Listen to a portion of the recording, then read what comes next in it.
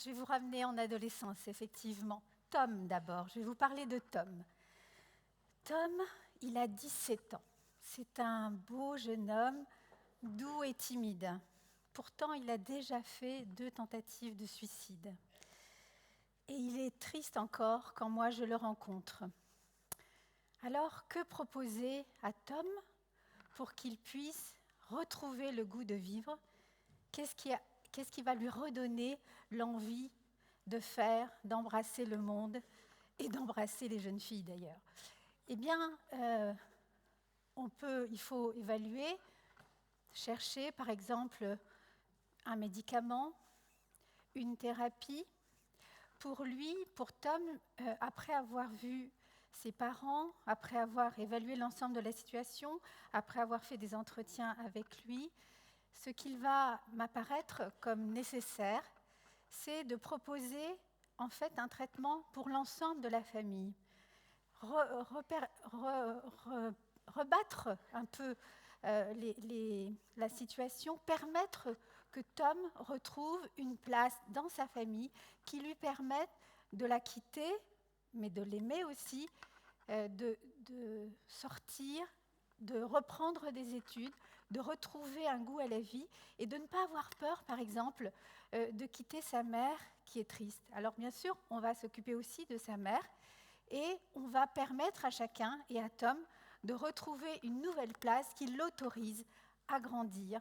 Et Tom, aujourd'hui, est à Sciences Po et il a bien l'intention d'agir sur le monde. Alors, dans d'autres situations, je pense à Dipan, par exemple, Dipan, il est tamoul, il est réfugié du Sri Lanka et il est arrivé en France à 13 ans. Au début, il avait vraiment envie de se battre, il était mandaté par sa famille et il fallait trouver une possibilité de survivre ici dans un monde hostile.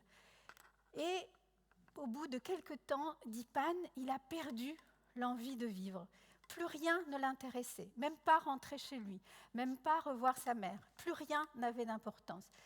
Quand il est arrivé à ma consultation, après avoir discuté avec lui, après l'avoir observé, il était seul, pas de famille, ce que je lui ai proposé à Dipan, c'est une thérapie transculturelle dans sa langue maternelle, le tamoul, pour lui redonner une envie de vivre, une envie d'être, une envie de grandir, une envie de devenir adulte, loin de sa famille, peut-être de la retrouver. Et pour Dipan, cette thérapie transculturelle va lui permettre de faire quelque chose qu'il rêvait, mais qu'il avait bien du mal à imaginer dans cet état de désespoir, c'était de dessiner des vêtements pour les filles, des vêtements métissés, comme il disait, du Sri Lanka et de France. Dans chaque situation, il faut trouver le bon logiciel, la bonne manière de faire avec les adolescents. Alors, le bel âge, l'adolescence, oui, quand on l'a passé. Quand on n'y est plus, d'ailleurs, on y rêve. Tous ceux ici qui sont adultes rêvent ou ont rêvé un moment de retrouver cette énergie, ce plaisir de l'adolescence. Mais une fois qu'on l'a passé, pourtant, lorsqu'on est dedans, on a plein de petits et de grands malheurs, des boutons, des tsunamis des hormones, le regard des adultes, ce corps qui se transforme. Et puis, dans 8 à 10% des cas, on a des vrais malheurs, des pathologies. 8 à 10% des cas, c'est des milliers d'adolescents chez nous en France aujourd'hui. Et pour cela, les pathologies, les dépressions, les tentatives de suicide, les phobies scolaires, les troubles du comportement alimentaire, plein de pathologies qui arrêtent ce passage vers l'âge adulte. Donc il faut trouver des outils qui sont adaptés, il faut trouver des dispositifs, par exemple les maisons des adolescents, je m'occupe de la maison de Solène, il y en a une centaine en France, où on va développer des soins et de la recherche adaptée. Par exemple, ces dernières années, on a beaucoup fait de progrès sur la recherche concernant les troubles du comportement alimentaire. Par exemple, quand moi j'ai commencé il y a à peu près 25 ans à m'occuper de ces adolescents qui avaient des troubles du comportement alimentaire, on en guérissait seulement un tiers.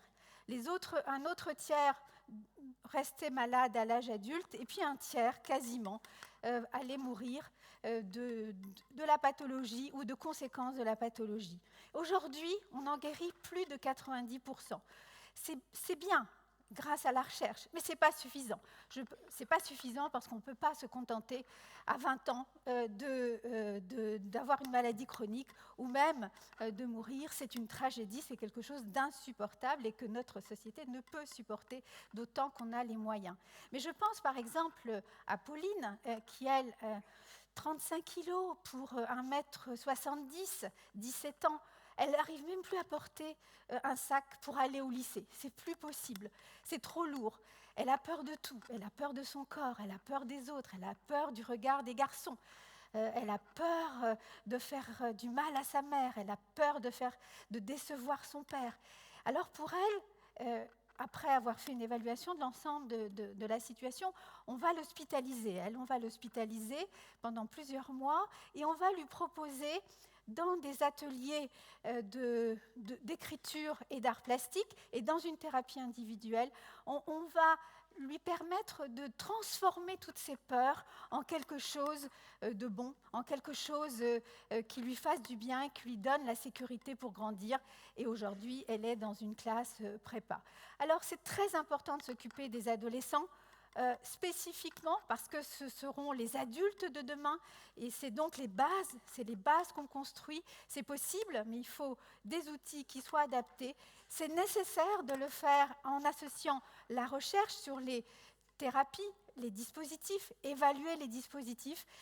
C'est tellement important parce que c'est comme ça que les adultes deviendront plus heureux, plus capables d'agir sur le monde, d'inventer et de rendre le monde meilleur.